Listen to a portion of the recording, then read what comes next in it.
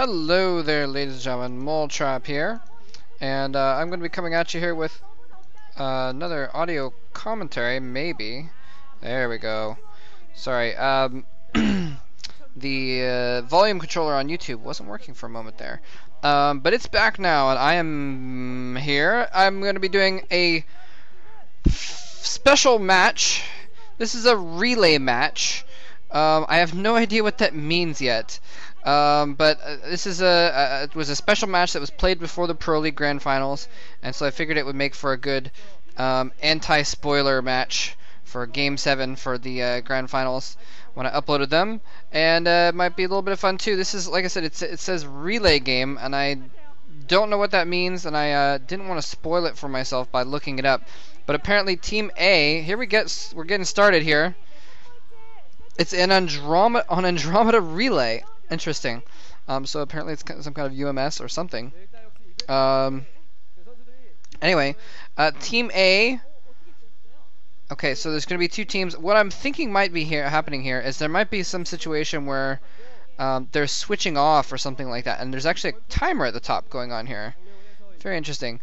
So the Teal Protoss player is going to be, well, the Teal Protoss in the game is Team A, and that's Leta, Free, Nada, and Jaedong. Wow, that's a cool team.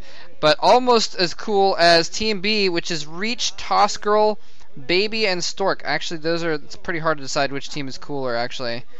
Anyway, so the purple team the purple Terran is the Team B, Reach, TossGirl, Baby, and Stork. And so I wonder if maybe they're going to be switching off players, like after certain time limits or something like that. The players one player will sit down and the other will, one player will stand up and the other will sit down or something like that. All four of them were in the booths, so it's kind of interesting. I wish I could read what they're saying here in the chat. They're chatting with each other here. Anyway, so hopefully this turns out to be something interesting. This is on some variation of Andromeda, which is a cool map. I like this map. And Leta is playing the Protoss here, and it looks like he's going for a fast Nexus, which is pretty common on this map, actually. There's Reach talking to his teammates, TossGirl in the background. Yeah, so it looks like Leta might be going for a fast Nexus build, and that actually looks like Reach might be going for a fast command center. So that's kind of a funny turn of events here.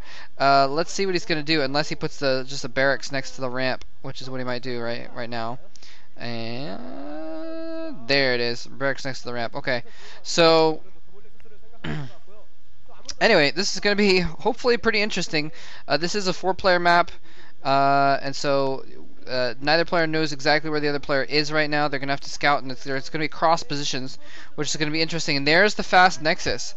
There's the fast Nexus being put down by Leta, playing for the Teal Protoss team. And so there's a timer at the top. It's now at 2 minutes and 25 seconds, although it's counting down the seconds faster than actual seconds. So one racks in a command center here for Reach, for Team B. So it's going to be pretty much an econ game, which is good. You wouldn't want to play just a rush. That would kind of suck, actually, if it was a rush game. That would be kind of lame. They may have even told them, don't rush, go for an econ game, so it's longer so that everyone can get involved. But yeah, we're going to see in a minute here, in about a minute, when the timer hits down. I wonder if that's when they're going to maybe stop and switch players or something like that. So Team B, the Terran team, is now running their scout down here. They're going to be able to see this fast Nexus going down. There's not really too much they can do. And apparently, Yellow, NC Yellow and C Shield are the commentators for this match.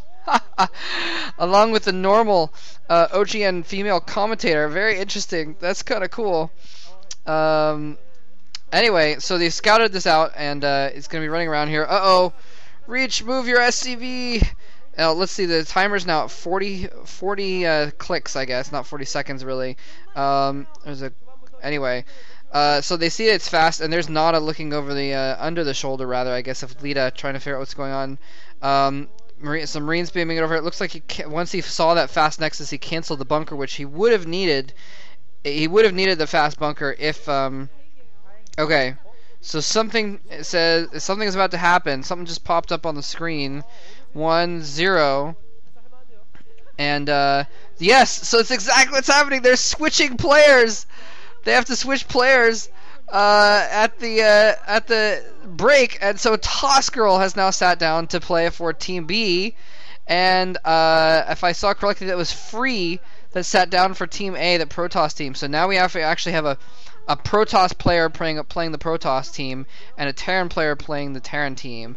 So now they're going to be a little bit more familiar with what's going on here. Although TossGirl a little bit less skilled than Free, and so a little bit of an advantage for Team A just by having a stronger player against a weaker player there. Yeah, I guess they're well, actually, yeah. If you think about it, well, Team A kind of has a little bit of an advantage in that Team B has Reach and TossGirl, and Reach has been doing pretty well for KAF ACE, but he's still, not quite top level. Whereas Team A has Leta, Free, and Jaedong. I don't remember seeing Jaedong in the booth. Maybe I'm just tripping. Anyway, if that's the case, I'm gonna have to check next time they show the actual pictures of the booths to see who's in those on those teams. But if it is Jaedong, then that means there's kind of 3 high-level programmers on Team A and 2 high-level programmers on Team B. So that'd be a little bit of a disadvantage. Anyway, some pressure getting put on here. TossGirl's SCV getting sniped by some Dragoons as it tries to travel across the map. It looks like earlier it got stuck on that Dragoon as it was trying to go by. So let's see, there's TossGirl. And switch to show the other one. Nope, they're not going to show the other one. Anyway, TossGirl repairing the bunker now. I'm sorry, the supply depot. And a third Nexus going up for Team A. Let's see. So that's Leta and Free. And that is Jaedong. Okay, so it is Jaedong poking his head in. He wasn't being very active in sticking his head in and talking to the other players earlier. Anyway, Observatory going up after this. And so, looks like, oh, do we have Siege Mode? Do we have Siege Mode? No Siege Mode. Is it going to be finished? Once Siege Mode finishes, those Dragoons are going to get driven off, unless I guess they could actually theoretically run over and snipe that tank on the ridge. If they had vision of it, Observatory is up, so observers are being created, but he is. Let's see, Siege Mode goes up, and blam! Oh, but there's 5 Dragoons. They could easily snipe that tank. No, it's not going to snipe the tank.